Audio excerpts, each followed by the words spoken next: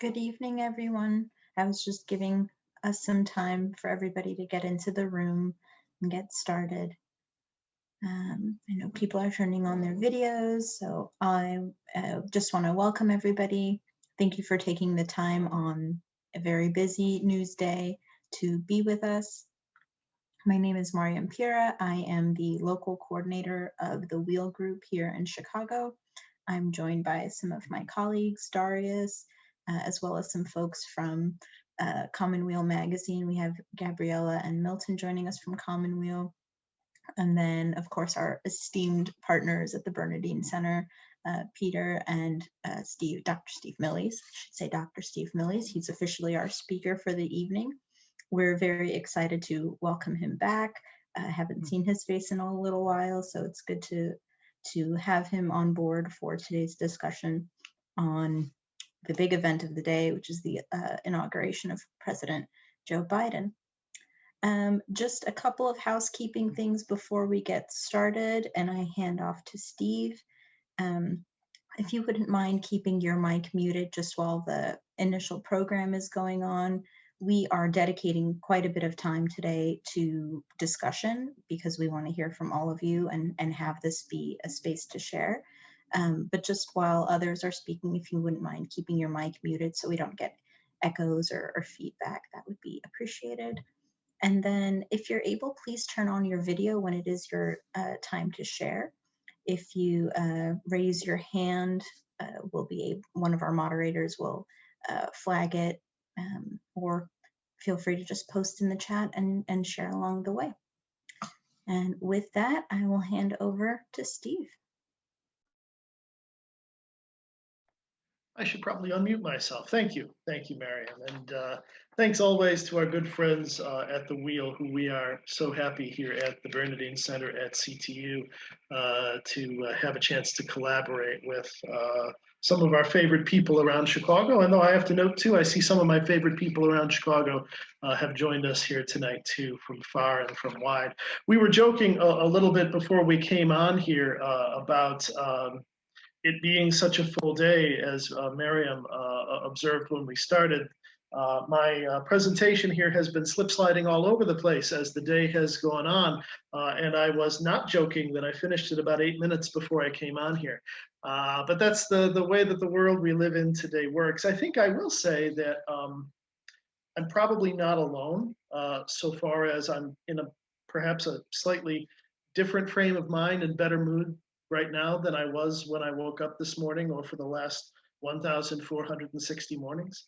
But as it is, the world feels a little bit different. And yet I think we want to address the reality that our problems don't just evaporate.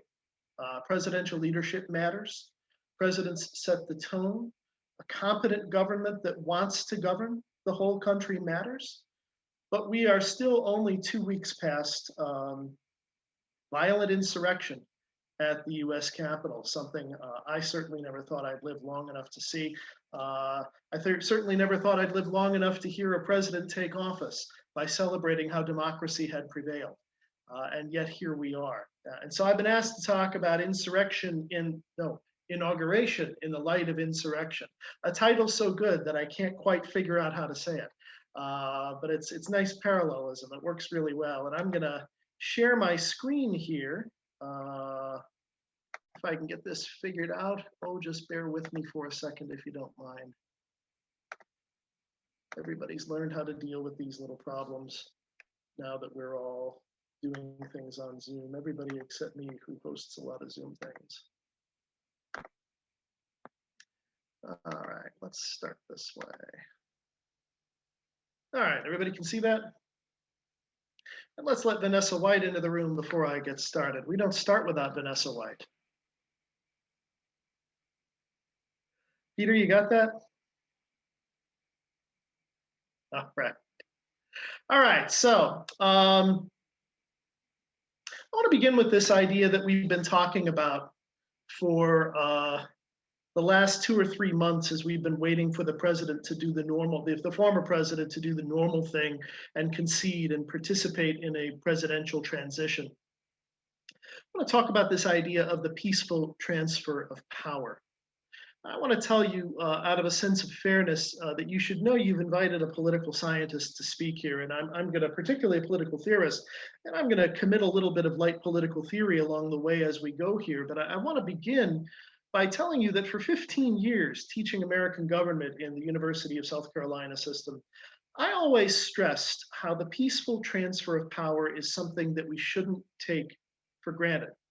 I like a quote that we heard Senator Roy Blunt use this morning, something Reagan said, that it's something both ordinary and miraculous. It's ordinary in that we do it every 4 years, and it's miraculous in that we do it every 4 years. Politics actually is the alternative to violence, and it always is. You and I have enjoyed a very privileged American luxury to spend our lives forgetting that until 2 weeks ago. Well, arguably at other times too, but you know, in a very particular way, an assault on the Capitol really lays things bare in the way that we've experienced. And now we know what others around the world know, and certainly what others here in the United States know too. Politics as an alternative to violence isn't a guarantee. Violence is never far away. And the reason is because we're human beings.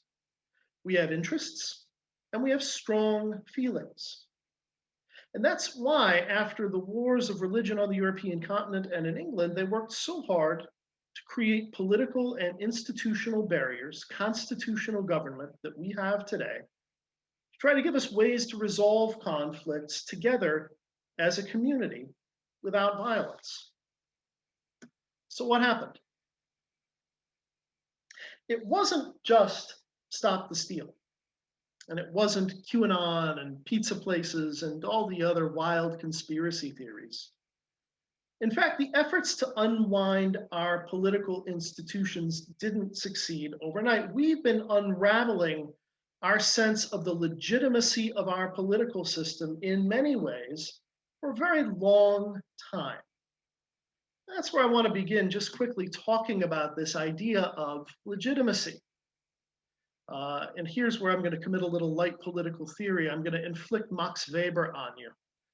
Talk about legitimacy as a belief or faith in regard to a political system. And this is Weber: the basis of every system of authority, and correspondingly every kind of willingness to obey, is a belief by virtue of which persons exercising authority are lent prestige. But maybe there's an easier way to talk about it. Legitimacy, I would say, is just our shared feeling that we all share the same commitment to the same institutions, a commitment to peaceful resolution by process, not by violence.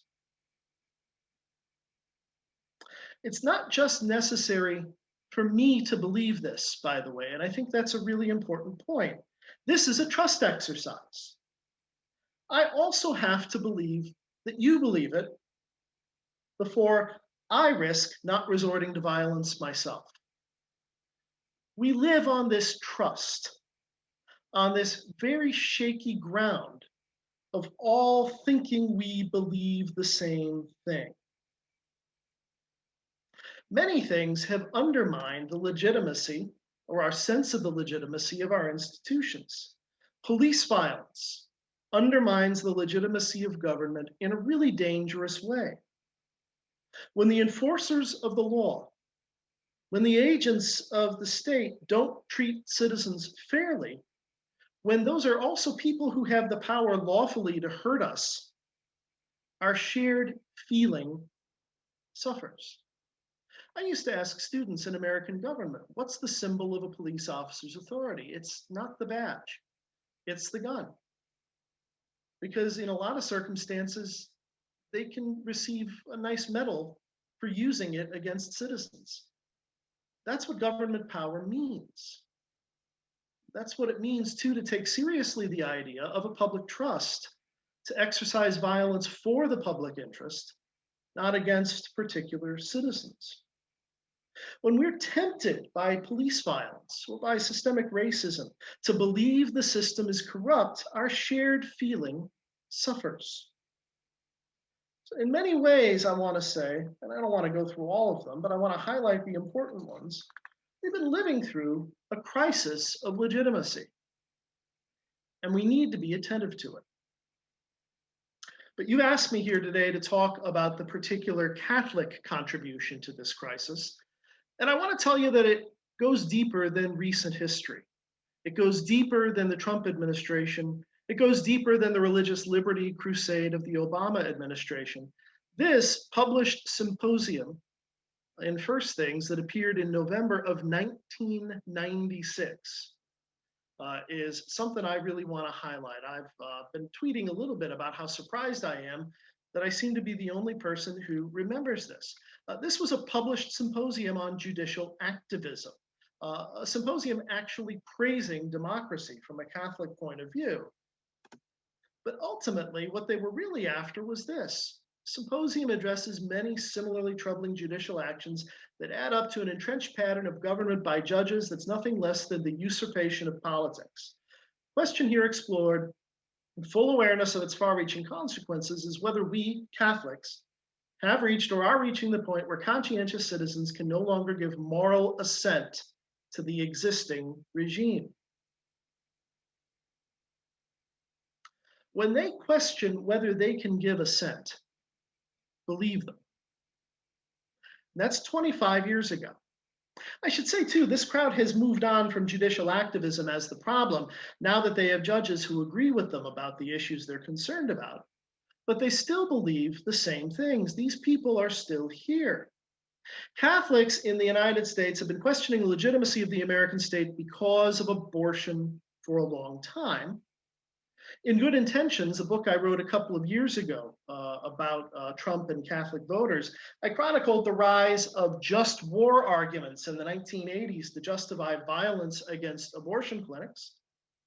Our theology tells us, and John Paul II in some ways in the 1980s and the 1990s reaffirmed this, that a law that's contrary to the natural law is no law. That's still technically what we believe. So when a law such as the Constitution of the United States that says that there's a right to privacy, which protects a woman's right to have an abortion, when that law is contrary to the natural law, well, then it's not a law. And that's delegitimizing. It's claiming a space from which we can delegitimize the authority of the government of the United States. And it's all part of the pattern of the problem. A problem that even goes deeper and goes way back to before Roe versus Wade. The Americanist crisis was barely 100 years ago, a controversy over whether the American style of church-state separation was something Catholics were allowed to believe in. Pius IX in the Syllabus of Errors in 1864 had more or less said it's not. And not all that long after he inaugurated modern Catholic social teaching, Pope Leo XIII didn't seem all that sure himself. Even when we've tried to embrace the modern world a little bit better, such as during the Second Vatican Council, it's not really altogether clear that we've gotten it right. The Council's pastoral constitution on the church in the modern world tells us praise is due to national procedures which allow the largest possible number of citizens to participate in public affairs with freedom. Hooray! It's good that we can vote. It's good that we can participate in politics.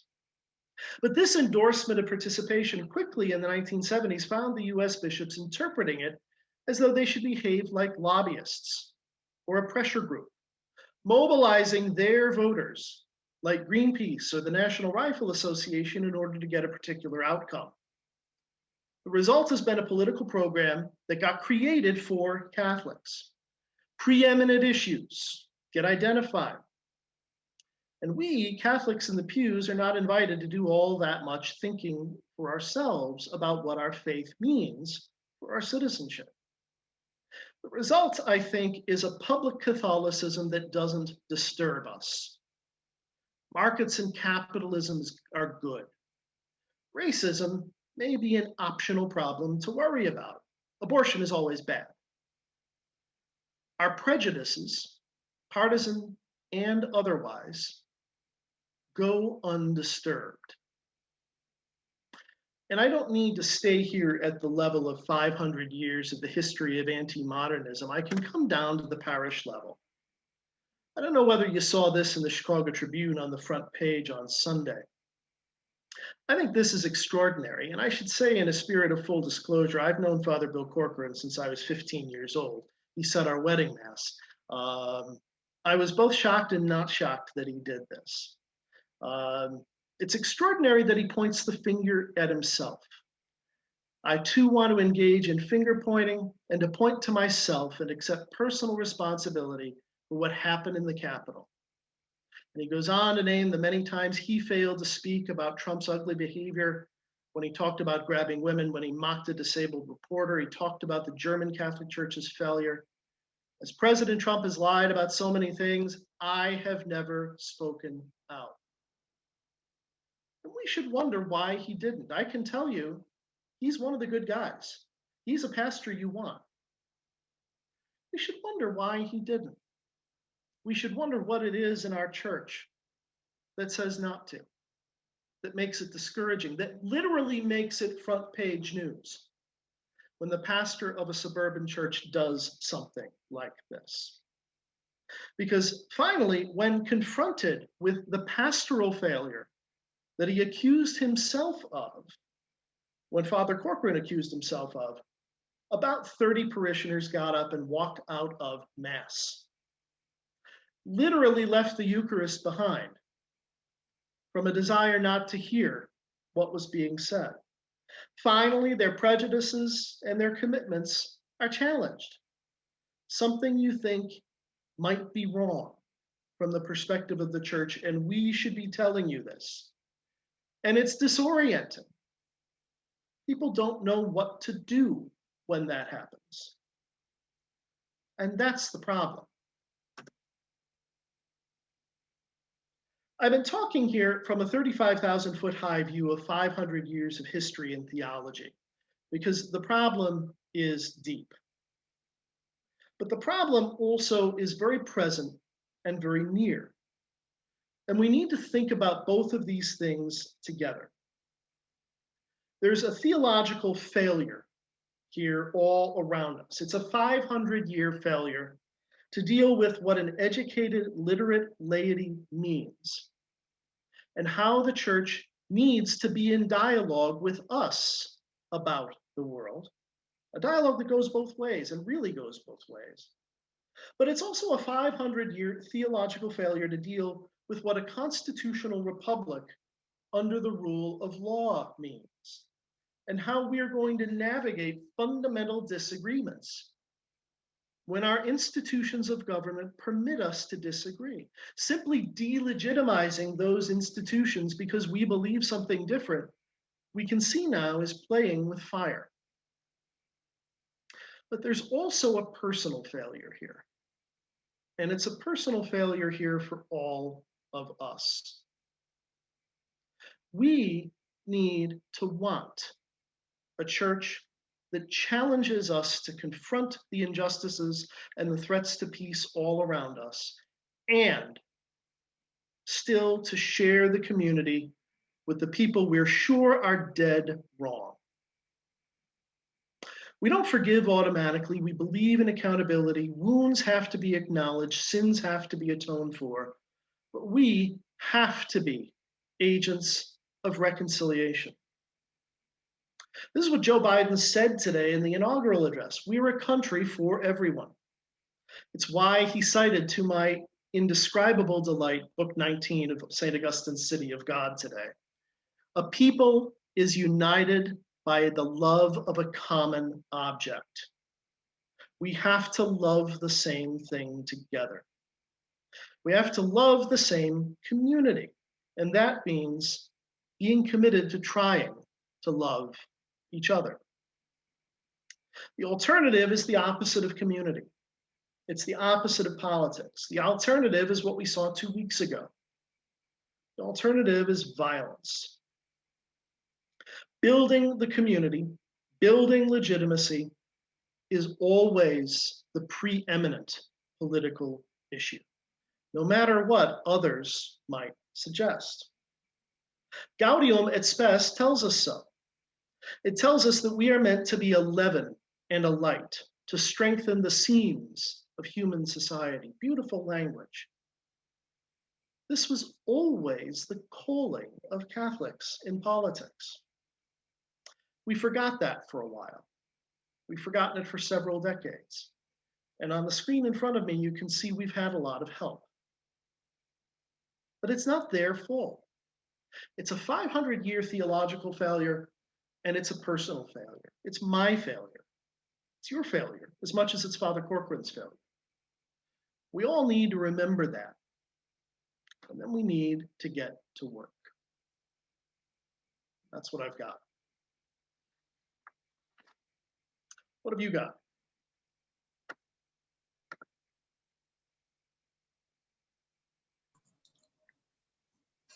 Thank you, Steve. Presently, I've got a bowl of Cheez-Its. That was really insightful. I think I appreciate the nod to Father Corcoran and the parishioners walking out. I have walked out of church once and I never went back. And yes, it was affiliated with the previous president. But I'm curious, we have quite a good group in the audience. If folks want to raise their hands or make yourselves known, we would love to hear your thoughts on not just what happened today in terms of the inauguration, but in general, anything you might want to share.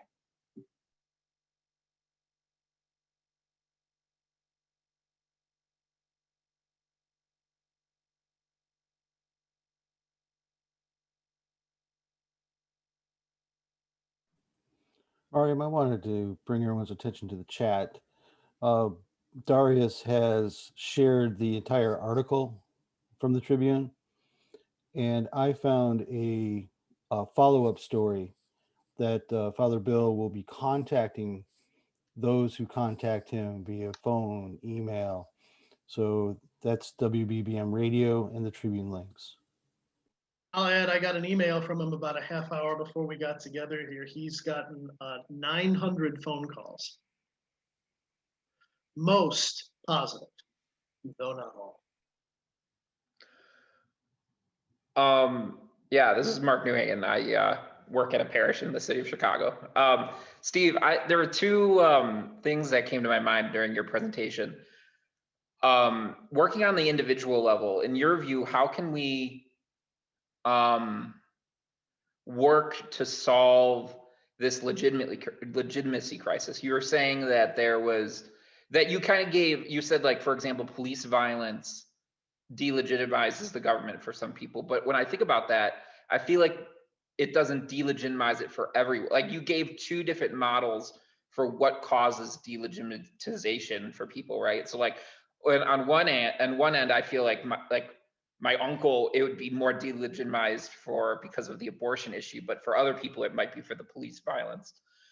And then the other thing I was thinking about, if you would be able to talk a little bit more about maybe how institutional Catholic figures have worked on this. I'm personally thinking of the Bishop of Tyler, or if we have any thoughts on my favorite bishop in the South. Yeah, I mean, flaws of a 20-minute presentation, or I hope 20-minute anyway. I think, on the first, it's hard because, as I say, there's always going to be conflict. There's always going to be conflict. And we're going to disagree about stuff. That's why we have to have processes. That's why we have to have a system whose legitimacy we believe in to resolve them, because our propensity for conflict's not going to go away. We're going to continue being those people. We're going to continue having strong feelings about things. I think that there are some boundaries, though, that when they're transgressed, and I talk about this for a long time, and Mark, I think I could talk about this for a long time. I was filled with a sense of doom and dread from the beginning of the Trump candidacy, because I felt the transgression of the boundaries coming. It was going to be a president who was not interested in governing the nation. It's a deep problem. Police violence is the same kind of problem. It really transgresses a boundary. because it's a boundary about our faith in what the public order is here for. So these are things, and this is what I think Father Bill was saying. These are things that are nonpartisan, about which there's no legitimate disagreement if you're going to live inside the boundaries of the Republic. You're going to live inside the agreed upon boundaries of the political community. Then storming the Capitol is out of bounds. Police violence is out of bounds. Abortion's an interesting case because we have strong feelings as Catholics about that, or we should, and they don't align to constitutional law. So I understand that, and I'm sympathetic to that. But this is also why I raised the problem of, I don't have a good resolution for that one. I'm working on it. But I think we need to think carefully in the light of Catholic theology what the constitutional state and our ability to disagree about fundamental things really means. We haven't done a good job of that. I'm not really convinced abortion transgresses in the same way that police violence or insurrectionist activity do, because I'm not convinced it's the same kind of threat to the whole community that those things are. As for those in the official church who are, issuing statements on the day that the president is sworn in and forming committees and that sort of thing, I think the official church has a lot of problems. And the institutions that have grown up around it to support it, like a lot of those whose logos I had on the last slide, there are a lot of people involved here who are working from motives of career, working from motives of profit. I think that's true for some of those organizations.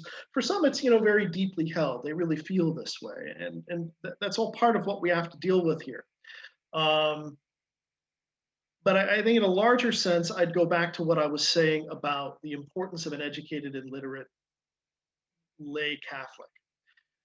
Part of what's happened over the last 50 years is as the US bishops began to act a bit like an interest group and a lobbying organization, the rest of us remain just a different kind of sheep.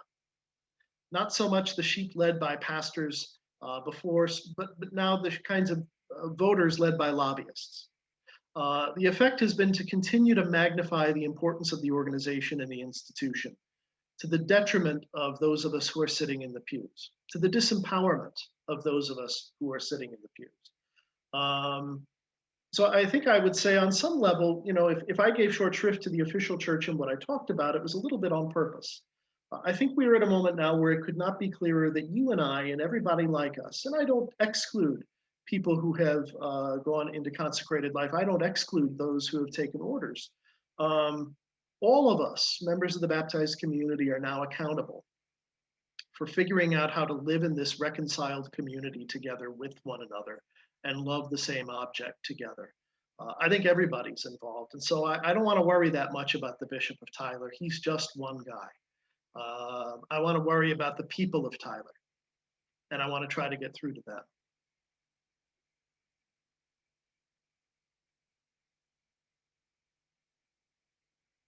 Short answer, probably as long as the presentation.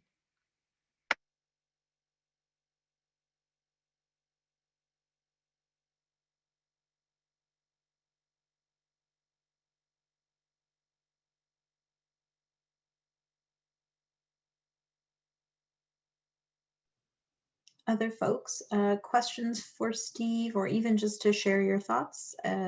I said at the top of the call, we really want this to be more of an opportunity for discussion across the group, not just with Steve. I know he'd be happy to answer comments as they come up. I'm also happy for Mark Newhagen to get questions. Yes.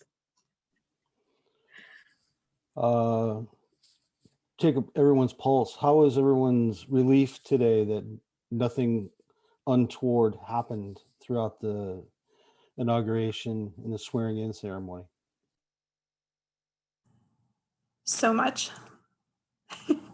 Hi, I was late in here, so sorry if I say anything that you guys have already covered, but I think the most common sentiment that I have heard from a lot of people of faith has been just feeling like you can breathe again. And it's just knowing that there are a lot of people,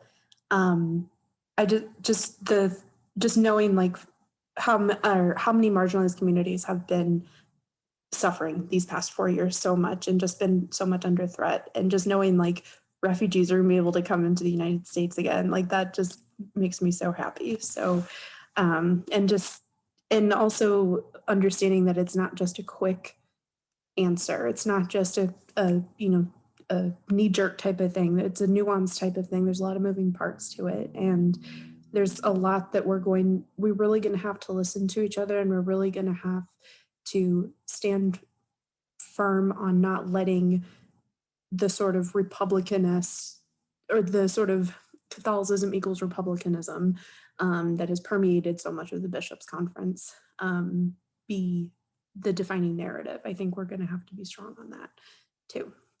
So.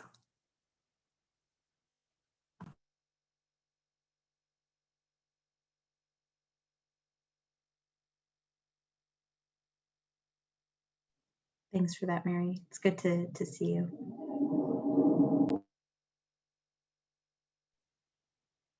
If anything, it was like the opposite of a huge explosion. You see a lot of those.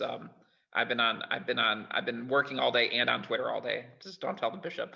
And I like some of these, like the New York State House protest. It was like one dude with a Trump flag. I mean, it was. I don't use this word often, but it was very pathetic. But that's not to say that the threat's over. Well, let me offer a thought on that, if you don't mind. I do think that I want to underscore, I agree with Mark. I don't think the threat is over. There's a lot of rebuilding that needs to be done. But I'm not terribly surprised that things went as quietly as they did for the reasons that I was talking about. Because people are so disempowered. Because people have not been really given the ability, the agency to really exercise their identity as citizens and members of the baptized community, both in the political community and in the church. Most people are bandwagon jumpers. And this has been a really popular bandwagon for the last 4 or 5 years.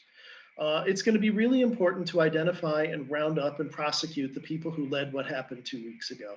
And there's a great propaganda value in that. There's a great public value in that. Just like there was great value in having an extraordinary law enforcement and military presence at the Capitol today. It says, don't even try it, and no one did. But what we really need to do now, once we've moved on and gotten the organizers of all of the violence, what we really need to do now is figure out, can we build a better bandwagon to jump onto, and then make it a bandwagon that everybody's driving. I forced the metaphor into an unnatural shape there, but you know what I mean. Most people are going to move on. Can we give them something good to move on to? That's a challenge both for citizens and for members of the church. Steve, I was gonna raise maybe a larger question, and I'm thinking about your first response to Mark when you were, talking, I think, somewhat rightly about not necessarily being concerned with Bishop Strickland of Tyler, Texas, or maybe just the Bishop of Tyler, Texas, and the people who are there.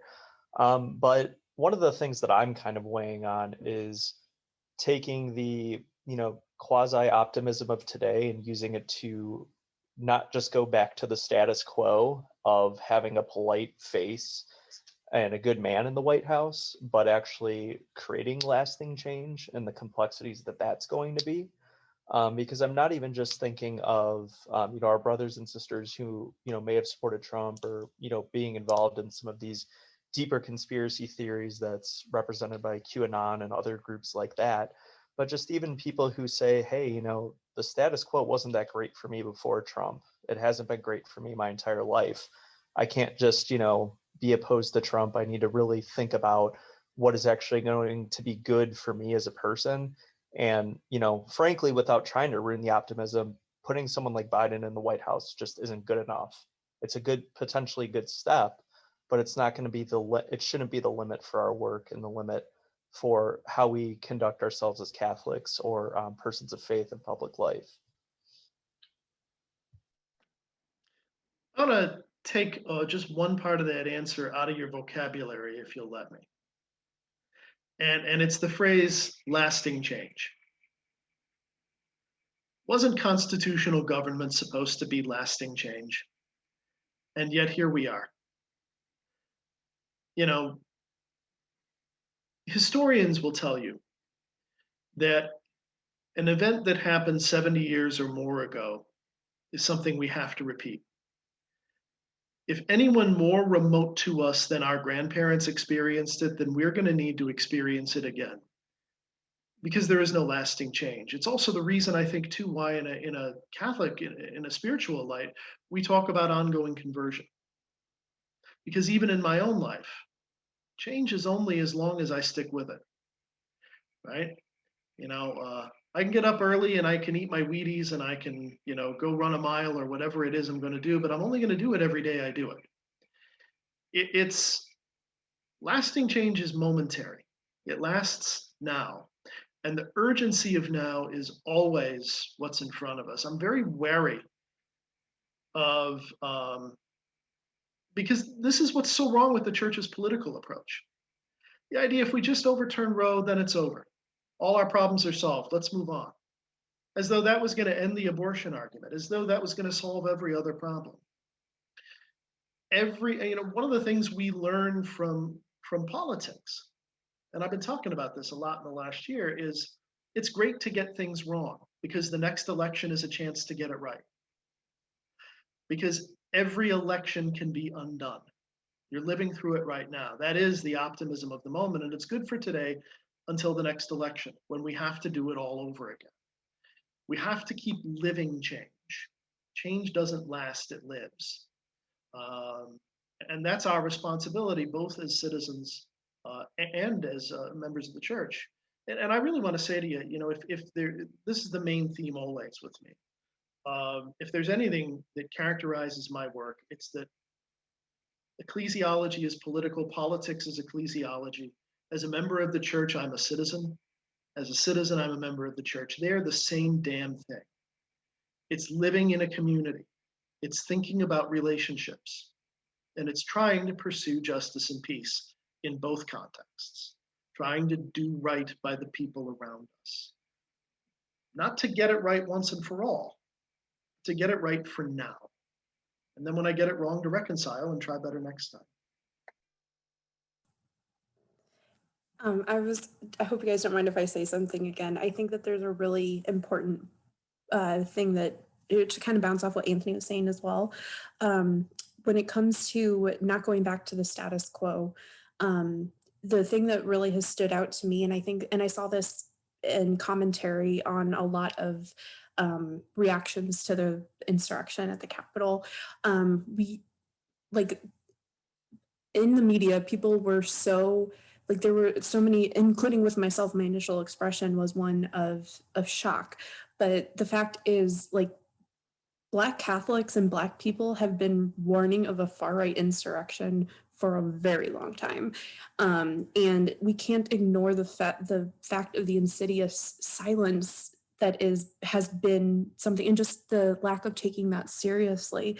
So I think that's a huge part of it. And we don't want to go back to whatever the status quo was before, kind of like you said, that polite face, because there has been systemic racism in the church, and the lack of acknowledgement of that, and just there's this meme that went around that just I think encapsulates it so perfectly to me. Last summer, with everything, with the protests and with George Floyd's murder, it was, I don't know if any of you have seen The Hunchback of Notre Dame, but there was a meme that showed Esmeralda saying justice, and then it was the I guess the judge or whoever the villain of it was saying silence, and it was both of them at the same time. And that is what I have seen, I think, most from the church. And I think that is what is one of the biggest things that we're going to have to encounter. And we have to create more space for, or not even create more space, but just amplify the voices of our BIPOC brothers and sisters who are already there. They just haven't been listened to, and we have to hear their stories. So I think that is that's probably the biggest thing that we as Catholics, I think, need to focus on.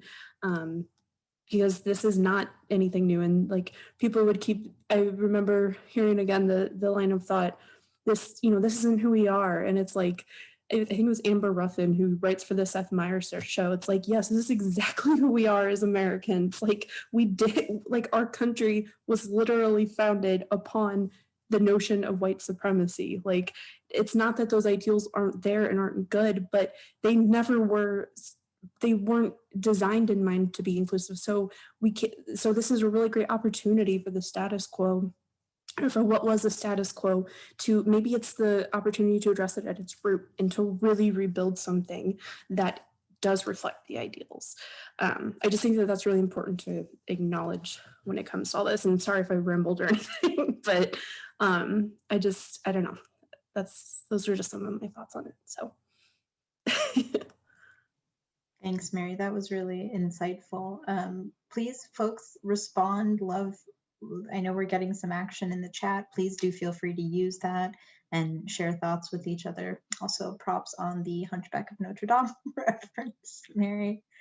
When I was watching the Insurrection a couple of weeks ago, the person I was watching it with me, to your point, said, the interesting thing about this is how many people are going to say that they're shocked, when the reality is if the cops weren't getting paid overtime, they would be on the other side of the line. And yeah, I don't know why people were surprised. I think the only thing that surprised me was that they were escorted off the Capitol steps like elderly people at the opera. When I go to the opera, it's like very gently, if you wouldn't mind, please leave. And speaking of memes, Mary, somebody wrote to me that day and said, the reality is white supremacy has never been a stranger to the US Capitol. And the depth of that, I think, wasn't lost on me, but I think whatever little bubble that I think Steve has kind of been alluding to in terms of people's complacency, how we engage politically and how we engage in faith life, that's what it is, right? It's all of a sudden, it takes something like that to make people come to terms with something people live every day. And then it speaks to kind of our disconnection from each other in a really willful, ignorant way. Do you mind if I bring up something adjacent? But I think that lends a complicating dimension to all of this too. One of the things I've tried to keep very much in my mind since the election was the movement of African American and Latino, whatever that means, voters toward Trump over the last 4 years. And I don't know if there's going to be any good social science on it. Most social science, I think, is not all that good anyway.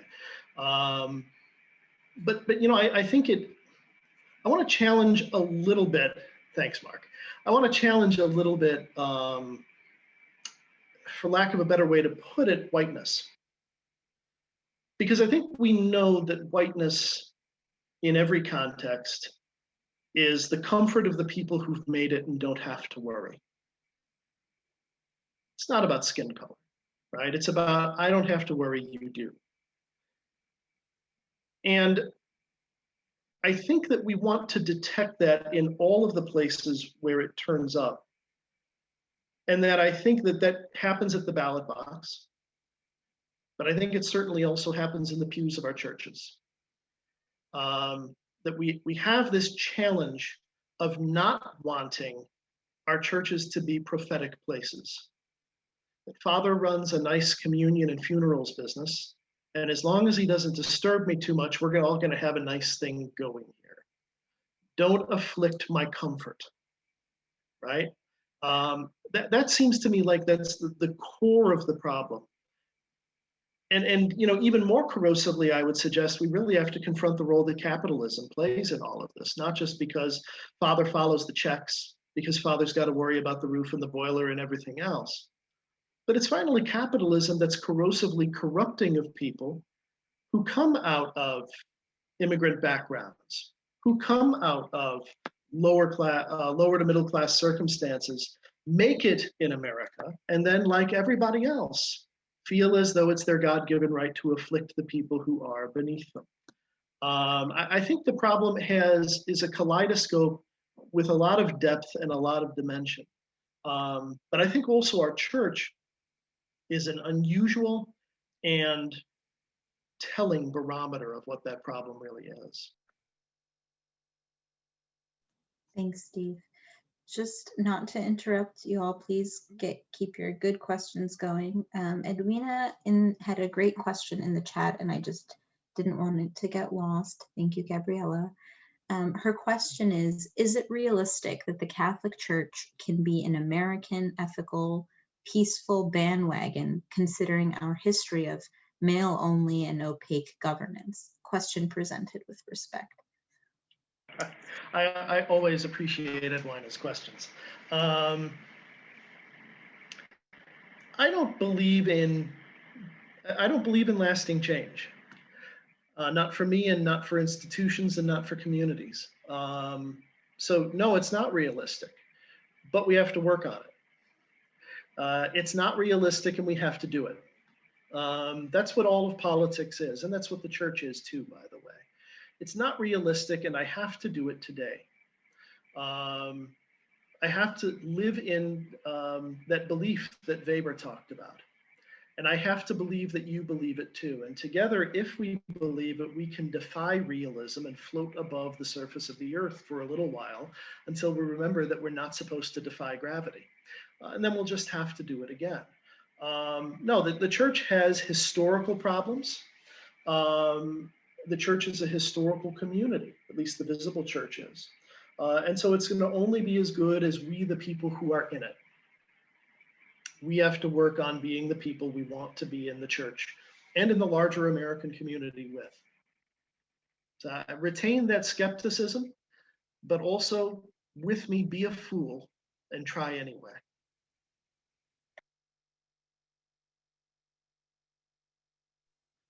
Hi, everyone. My name is Vicki. I'm from Northwest Indiana. My question that, kind of after our conversation tonight is, how do we start having these conversations? How do we start tearing down, the walls that we have built around ourselves? How do we help people see the gospel over false ideals that they might have put up, especially over the past 4 years? I keep thinking of my own parish, which is in a more rural community over here in Indiana, where a lot of people voted for Trump. A lot of people do not ascribe to him, or like losing. How do we have these conversations without I don't want to say like demonizing the other, but without the other person feeling like they're demonized, or the other person feeling like they're less than, or the other person feeling like, I don't want to have this conversation? Like how do we gently start this conversation so that people aren't running away when we say we need to have this conversation? I see you have the same family I have. I'm going to ask Peter, he's going to know exactly what I'm talking about, to put up some books that I think will follow the train of thought that I'm about to go down. Because I've been thinking a lot, especially since January 6th, about one of my CTU faculty colleagues, Bob Schreider. And I've been thinking a lot about the lifetime of work he's done on reconciliation.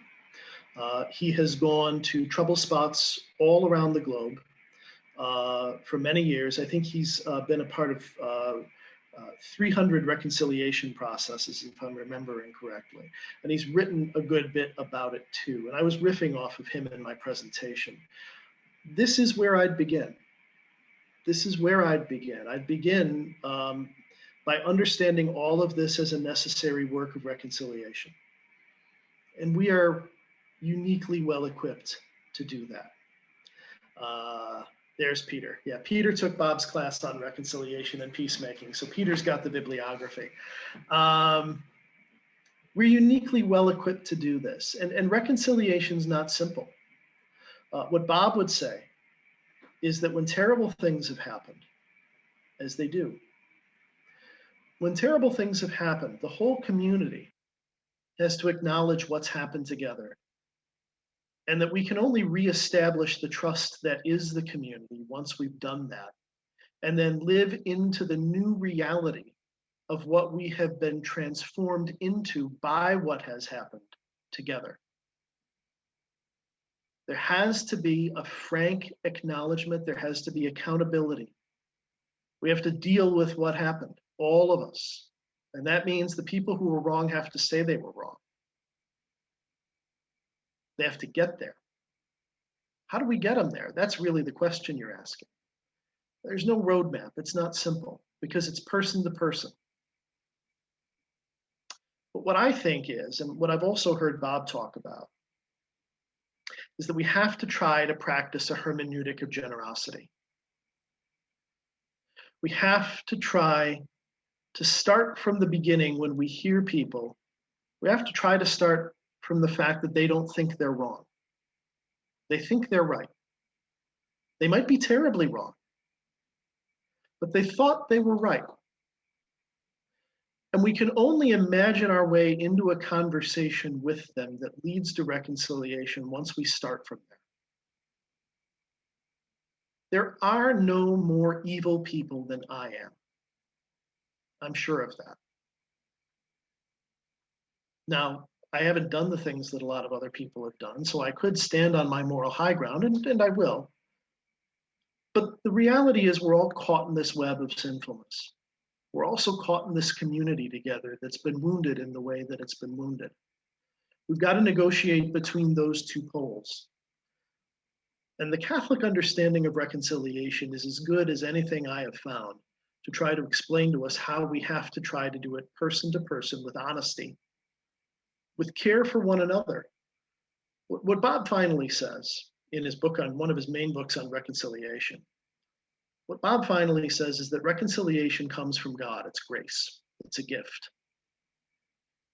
We are agents of reconciliation, but here's the really tricky part. The agents of reconciliation are victims. Victims, the oppressed, they are the agents of reconciliation because they are the ones who have to forgive. It has to start there. The person who did the bad thing can't start the reconciliation process. So we all have to approach it that way. And I don't mean to say it's simple, and I don't mean to say that it'll be over in 2 weeks. I think it's going to take generations. And even if we get there, it's not going to last. But this is what we have to do.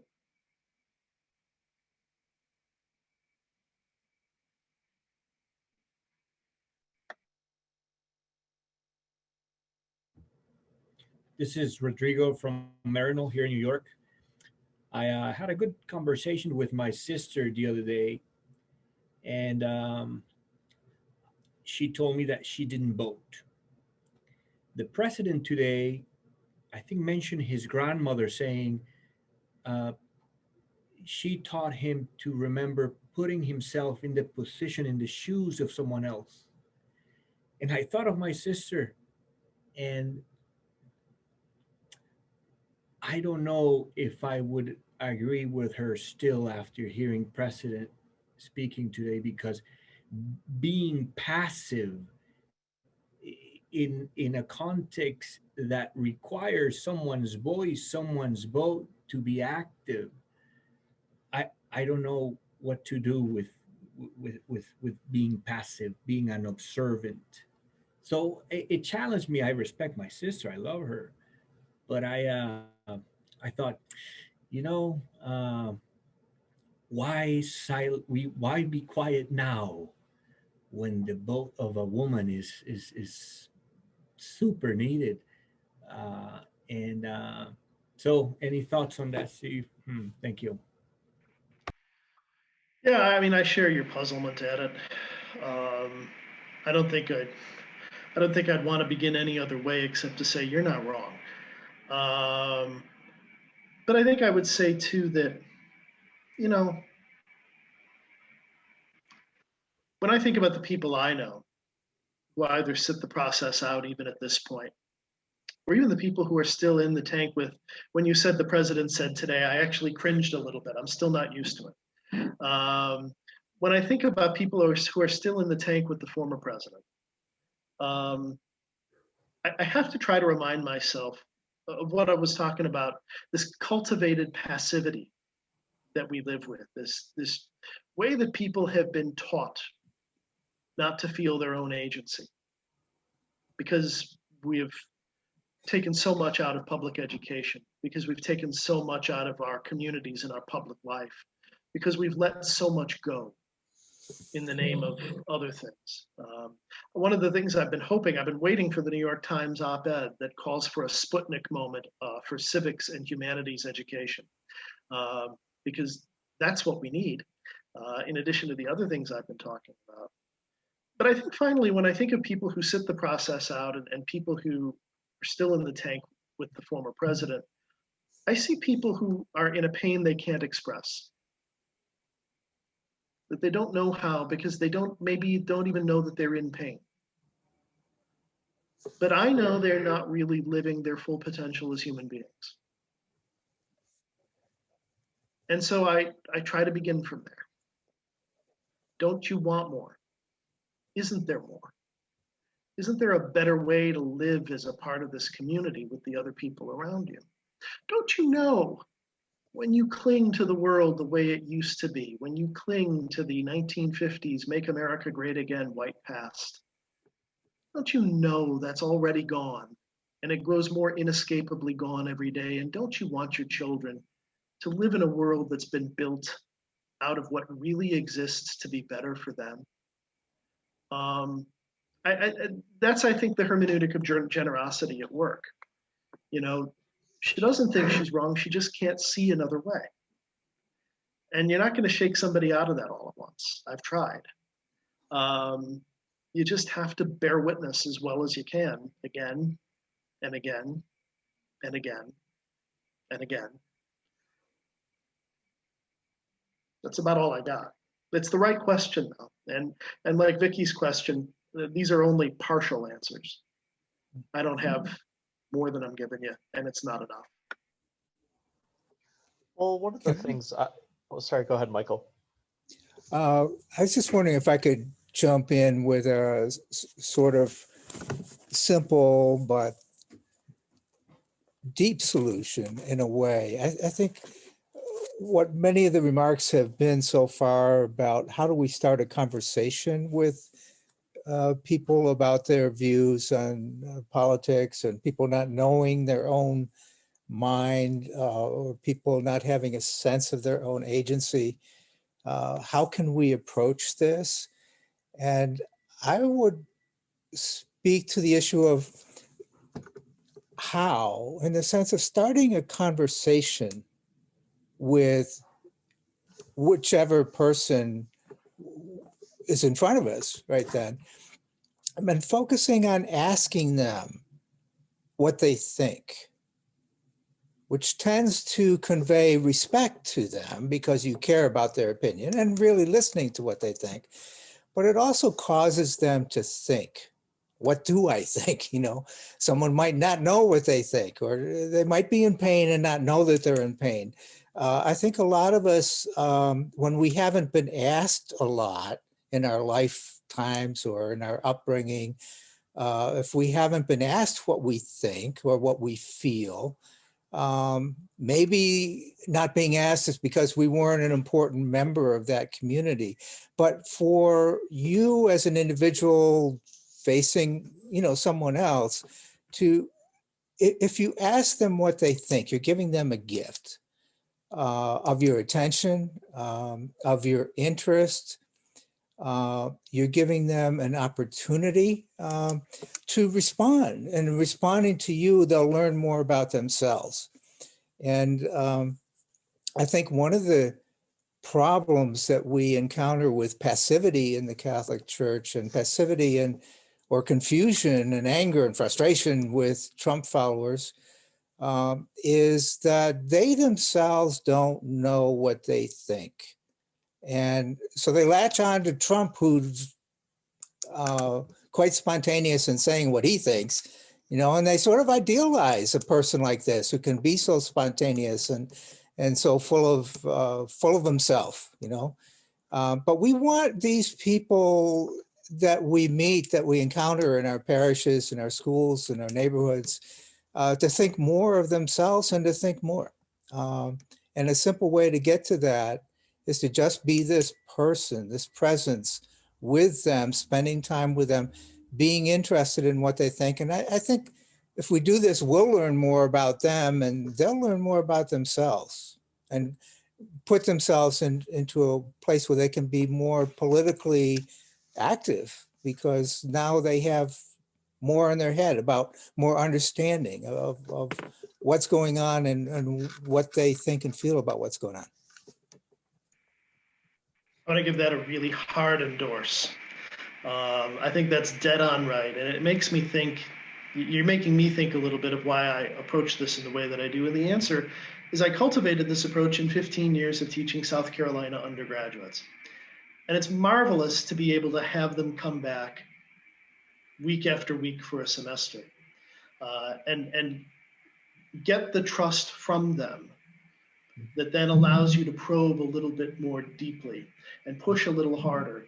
And finally, the win is leaving them with the right questions rather than with the right answers. Because you're absolutely right to talk about this as a kind of a cultivation of agency. That's what we do. Now, the hard thing, of course, is that we all don't have the ability to make the people around us register for our courses, right? and come in every Monday, Wednesday, and Friday at 9 and participate in this process. That's unfortunate. But I think that's exactly right. I think that's exactly the right way to approach it. I have maybe a pushback on that. Me too, Mark. When that's under these, I think there's a lot of, I mean, I'm gonna make up a statistic here, but I know it's that spoken like a true professor.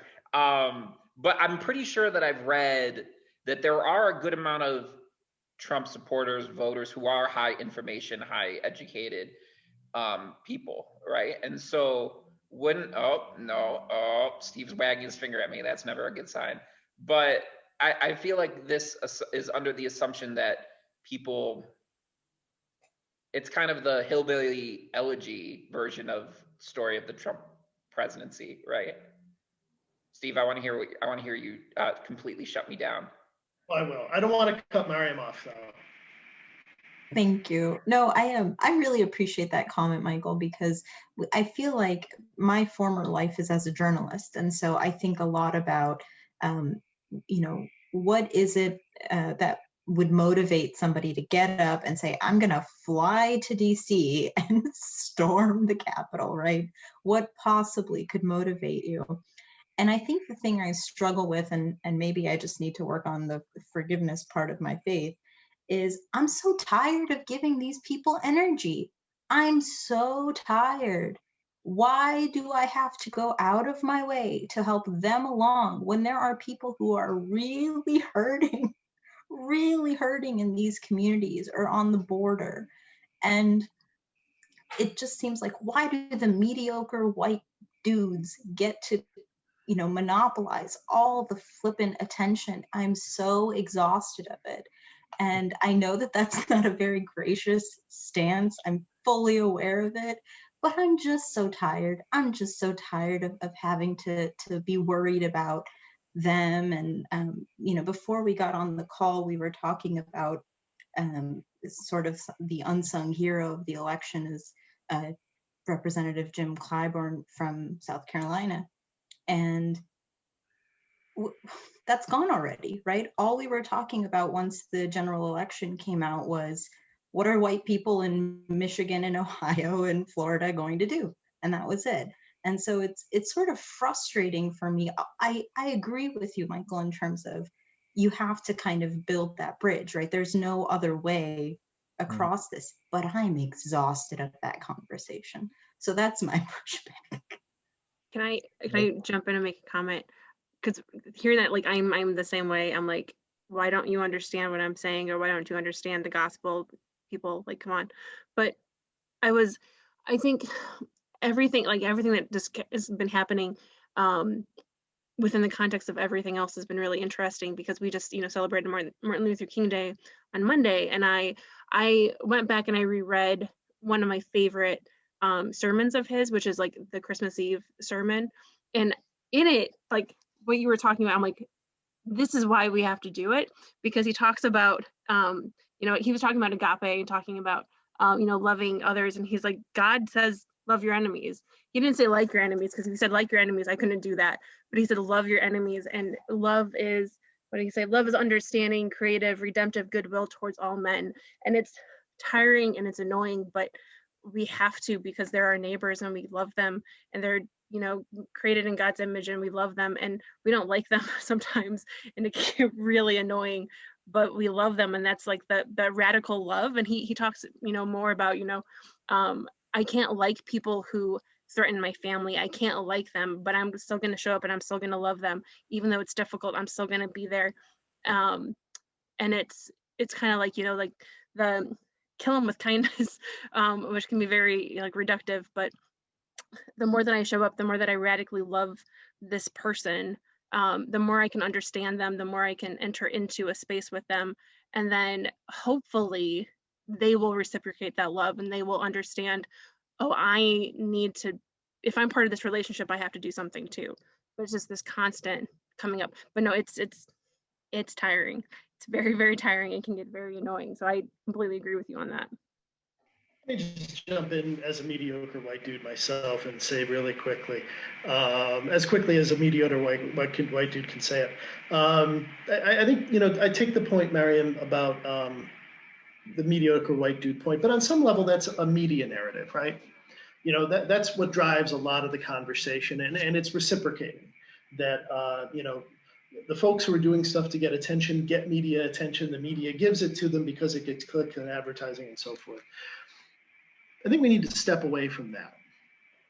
And to Vicky's point, my mind is on Fratelli Tutti.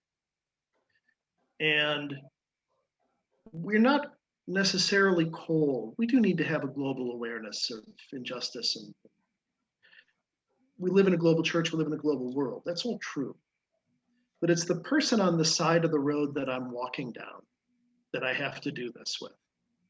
It's the people in my immediate orbit. It's not the mediocre white dude with the Chewbacca mankini.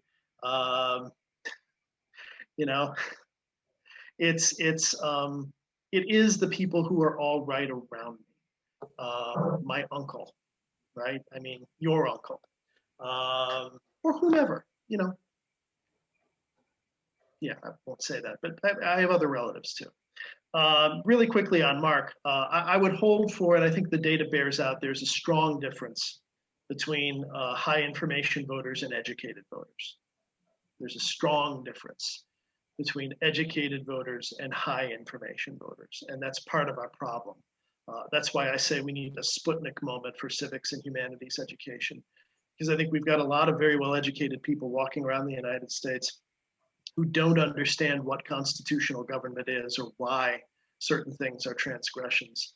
And also they lack the humanities background to really, the humanities teach us empathy. And empathy is what we need.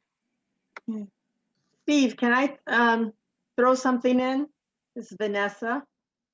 Anytime or whoever the moderator is. Miriam, can I throw something in? I allow it. Thank you. I've just been sitting here listening, so I just want to throw something in for my context as an African-American Black woman who's lived in the Chicago area for a number of years. I won't give the age, but a number of years, and been listening attentively. I've been really intrigued by this conversation. And I'm going to just throw out two statements. I'm not going to say much about them, but one statement is, I thought about this was something that you said, Miriam. What you focus on is what you give power to. What you focus on is what you give power to. And over the past 4 years, and even longer than that, we've focused on our former president, and the focus and the attention, and the media did this. It was like suddenly the last year is when it was like the media woke up and said, wow, we put all this focus on this person. We've given this person a platform to speak a variety of lies. And we never really said that they're lies. We've allowed this, and it has allowed a particular way of thinking to fester and to be unleashed. And so I think that we have to look at that. You know, what we focus on is what we give power to. The other thing is looking at the fact of education and information. I want to throw in a third, that there's also critical thinking, critical reflective thinking. And I think that part of the challenge and what has happened with many of us as Catholics is that we have the information, we may be highly educated, but we do not critically think, and we have not really been given or even trust to be able to critically think. It's easy to, in one sense, it was easy to go and do something. You know, we live in a society in the United States, which is about doing. You know, you meet someone, you ask them, what do you do? What do you do?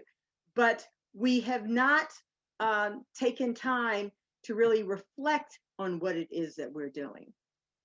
And so that's just something I want to throw out there. Thank you. Thank you, Vanessa. It's always so good to hear your perspective. That was very meaningful for me, so I appreciate it. Folks, I'm just looking at the time. We still have quite a bit of time. I think Father Steve Bevins is going to be perhaps offering a closing prayer for us shortly, and I want to be conscientious of his time as well. So I'd say we have about 10 minutes left for discussion. I want to open the floor back up.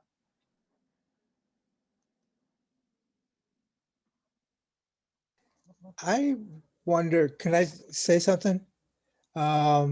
If people are used to giving much thought or consideration to the psychological side of what we're talking about, because I mean, politics is what people think, it's what they feel, and what they do with that, and that's how they comes out of how they perceive the reality around them. So one thing I've noticed about this discussion, there's a lot that's been written in the sense of people struggling with these issues. For example, the literature, there's quite a literature on right-wing authoritarian personalities. John Dean, who was a lawyer under Nixon and back to Watergate, has a book called The Authoritarian Nightmare, which is very good on that. But one of the things that he says about right-wing authoritarian personalities is the difficulty that they have in thinking through the positions that they take. You know, they might say very contradictory things.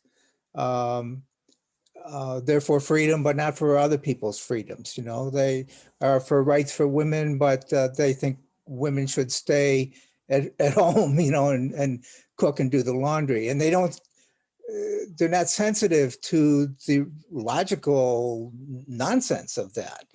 And that's sort of part of the background of why I advocate fostering conversation with people, to just express curiosity about, well, what is it that you do think, you know, and why do you think this way? And what about this, you know, or I think of, that seems to me like a contradiction. Doesn't it seem like a contradiction to you? And sometimes just sharing what you think, but in a non-judgmental way, helps them think more. And that's what we really want to have happen, is to have them think more. And well, that's enough. To your point, Michael, I think, and also to Vanessa's point, I think critical self-reflection is really important, because one of the things that I know I personally struggle with is kind of not really focusing on what my thoughts and perspectives are, and really being able to engage with other people. You know, I do think that there really is this vein of paternalism that runs through liberal politics to its detriment. And so I think that's kind of in a lot of aspects where I think developing interpersonal relationships with people can be useful. because we might think, oh, we know what's best for you, or oh my gosh, you're so against your own self-interests. But at the end of the day, if I don't know that other person's life or walk in that person's shoes, I don't know. You know, I've been recently reading Senator John Tester's memoir that he just wrote. He's the Democratic senator from Montana.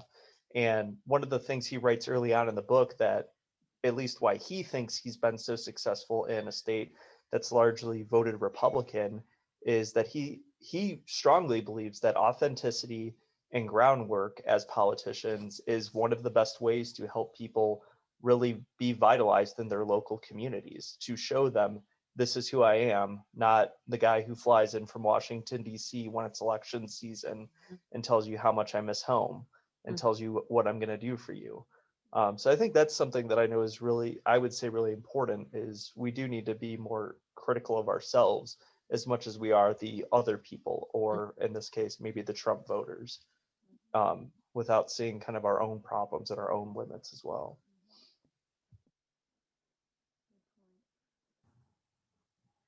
I just wanted to say something again, if you don't mind as well. A couple of people have mentioned in here that that their their family or friends or whoever voted. I'm the only person in my family who voted for Biden. This is a question I constantly think about because I have friends on both sides of the political aisle. I oftentimes as a Catholic feel like one leg straddling the left, one leg straddling the right. More often left now at this point, but it's still there. And I think that one of the most effective strategies that I have found thus far is not only, it's kind of like taking what all of you guys have been pointing out, like paying attention to your circle of influence. What can I do with the people that I know well, that I have that personal relationship with? I think sometimes it's just also stripping it down to its roots. Like, how can I think I've always asked myself, like, what moves people's hearts and what makes people understand and trust you? And I think a sense of legitimacy does come from being able, I mean, it's like Jesus said, like, get the plank out of your own eye before you see the splinter in someone else's. So something I found that is really useful is always making sure that I acknowledge, yes, like, I as well am a sinner, or I as well am, can have biases on X, Y, and Z. And by leading with humility, that ends up helping people realize that I'm not trying to be better than them if I'm making a point. And I think, and just to the other thing as well, a way for these conversations to start that, like Vicky had said, and to couple it with what Vanessa said, I think that where it's really powerful is what is it that makes people change? What is it that moves people? It's people's stories, I think. And I think it's really that one-on-one interaction with people and listening to them and seeing them as a full human. They're not just a series of systems or a series of beliefs or those people over there. They are human and flesh and blood and breathing just like we are, and they have emotions, and those sometimes people aren't going to be moved by facts. In fact, I think it's pretty, I don't know, I haven't seen too many people moved by the fact that it's just facts. I think that there's a deep sense, Miriam had posted in the comment section here, that it's like a sense of, like with a former white supremacist who had said, what draws people to them? It's a sense of belonging and community. And I think that that's a huge part of what made Trump so popular, is he made them feel that they had that sense of community. So tapping into those like base instincts and having people and having it where it's based off of love rather than of fear, that's where we're going to make progress, I think. And understand, and coupled with the understanding that I can't remember who said it earlier, but just that I am a sinner just as much as you are, and leading with that, because we're not going to have any credibility if we come at people saying that if we're not willing to examine those same biases and prejudices within ourselves, so yeah. Thank you, Mary. That was really, really beautiful, and I think a nice transition, if I may hand over to Father Steve. to lead us in a closing prayer. Thank you all for your honest and open participation. Father Steve, I'll hand it over to you. Well, thank you, Miriam.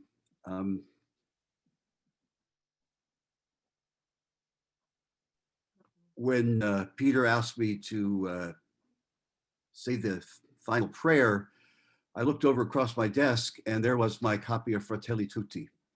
And I was listening to Steve talk about hermeneutics of generosity. And he even mentioned Fratelli Tutti and some of the issues there. And I opened up the book and I found the section on kindness. I thought maybe this might be something to finish it off, because I think we need in this time, we need kindness. And Pope Francis says something really nice about it. He says this: kindness ought to be cultivated. It is no superficial bourgeois virtue. Precisely because it entails esteem and respect for others, once kindness becomes a culture within society, it transforms lifestyles, relationships, and the ways ideas are discussed and compared. Kindness facilitates the quest for consensus. It opens new paths where hostility and conflict would burn all bridges. So, loving, gracious God, on this day when we're trying to move toward unity in our country, and also this is the week of prayer for Christian unity and also unity in our churches. We ask you to give us kindness. We ask you to give us compassion. We ask you to give us reconciliation and charity. We ask you to give us honesty. We ask you to bring healing. We ask especially healing for those loved ones with COVID. We ask you to empower us with kindness. We pray for our new president. We pray for our new vice president. We pray for our country. We ask you to bless it, and in blessing it, to bless our world. We make all these prayers in the name of Jesus, our brother and our Lord. Amen.